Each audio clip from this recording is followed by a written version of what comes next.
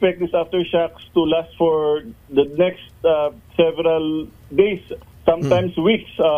Most likely weeks pa po ito kung ganito kalakas yung lindol. Opo. Nagkaroon po ba o nakapagtala po? Habang tumatagal naman po, kumukonti yung number ng aftershocks natin and humihina. Humihina, opo. Nagkaroon po ba ng tsunami alert kagabi?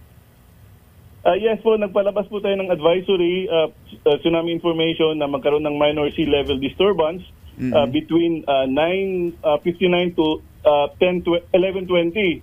But at 1:20, kaninang madaling araw, kinancel na po natin yung ating tsunami alert. Tsunami information. Dahil wala naman pong nangyari na malakas na pagkilos ng dagat, ano?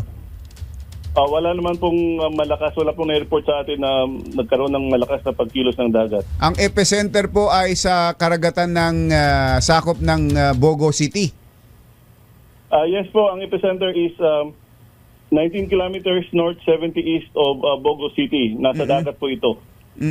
Ano po bang origin?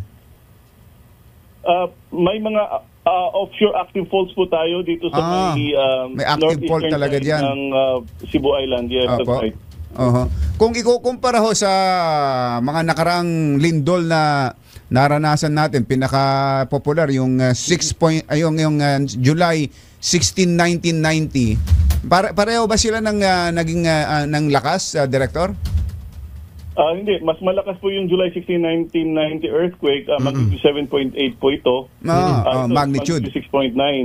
Yes, and then yung meron din tayong malakas na paglindol, magnitude 7.2, yung sa Bohol naman Bohol din, noong October 2013.